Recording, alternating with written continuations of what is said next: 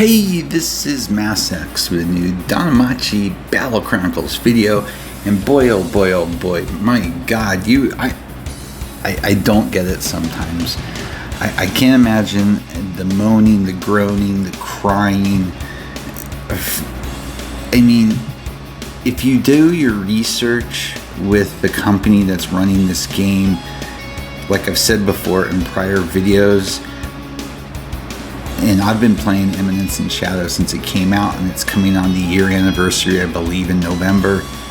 They are following their gacha system to a T, which means you're going to see banners weekly, you're going to see raid ups, you're going to see new characters, you're going to see events, you're going to see specialized characters like in Eminence where you will get an event for 3 weeks with 2 brand new character banners in it.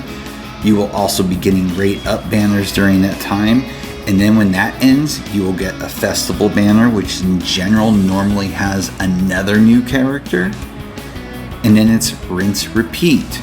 This should be no surprise to anybody. This is what they do. The 200 pity is not going anywhere. That's what's been in place with Eminence and Shadow since day one.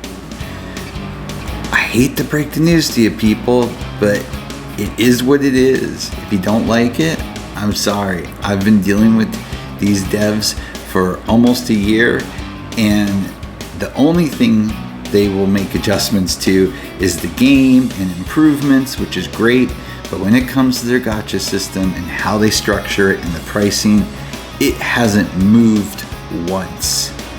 So, sorry to say, should be no surprise to anybody.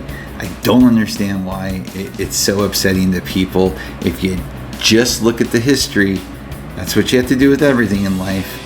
Look at the history and that will tell you what you're going to be seeing. But yes, we got a new, unannounced double raid up. And by the way, let me make this point. Eminence and Shadow, these devs always do their updates. Basically, for me, being Mountain Time US, it's always Wednesdays, approximately between 8 and 9 p.m. They literally are following the same MO with this. So you can expect Wednesday, Thursday is when your banners will drop normally, your events will drop normally. My guess is that original dropping of the event for Harhime was just because they wanted to get that event started quickly. But my guess is in the future, everything will be falling in that same time period, so be prepared. So yes, we did.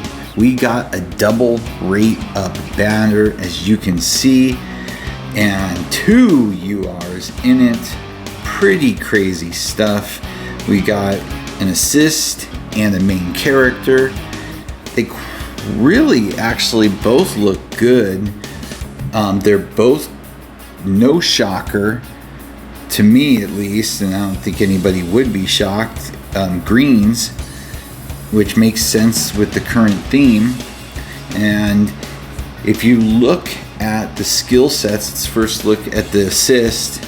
You got the attack multiplier at 500%, the CT 50 seconds front facing round AoE attack. Then you've got the passive skill in battle, 30% strength increase to self. You've also got, for the other passive skill, when in battle, 22.5% magic increase to self. And the third passive skill, when your HP is 80% more, 30% critical rate increase to self. Not shabby at all, not at all. Especially if you're putting this on and doing it with an attacker. So I think it's a solid assist, especially for, as you can see, the mainstay that we got, the Sword Princess. And let's look at the skills on her. All right, you've got the normal attack with an attack multiplier of 124.8% front facing AOT attack, and it hits 4 times. You've got the technique 1 with the Lancing Plus with an attack multiplier of 180% cooldown, S front facing AoE attack. You've got the technique 2 with another attack multiplier of 360% cooldown. M round AoE attack, apply 30% strength increase to self for 10 seconds. And then you've got the special move. This one I cannot wait to really test out. The attack multiplier at 1200%, cooldown L front facing AoE attack, apply 52.5% critical rate increase to self for 10 seconds, as well as that 40% critical damage increase to self. This could be some serious DPS here. I'm currently working on my build right now for her, so I'm pretty excited to test this character out. But yeah, guys, man, if you're not familiar with this dev, just know this is what you're going to see and this is what you're going to get. So be prepared, and you can start learning their cycle and plan for it. But I like these two characters, quite honestly, a lot.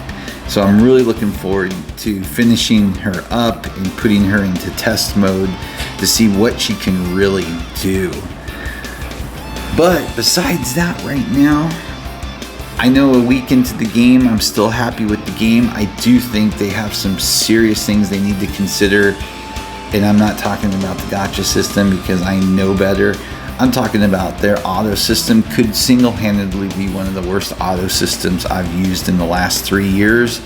That thing needs an absolute revamp. It just is horrible.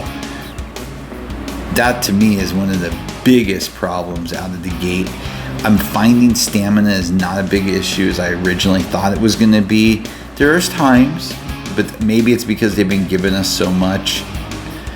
But I'll like to see when the newness wears off and they don't, send us stamina, if it still holds up. But right now, I'm not as worried about that. Outside of a few glitches here and there and freezes, I just think they just need to really do a once-over on this game. Make sure they've hit all the major bugs. But I think they really need to dive into this auto system. Not that I necessarily enjoy so much playing the auto system, but there are times where, it's just easier to hit that and let it run, especially if you're busy, so you can progress farther. Then take the time out when you hit a boss battle, and then it makes total sense to me. But man, I can't trust that auto system at all. But let me know if you are livid, if you weren't expecting yet another banner to hit so quickly, or you realize, oh boy, yeah, they're just going to follow the same structure as Eminence in the Shadow. So with that, as always, please like and subscribe. It helps a lot. Have a great day.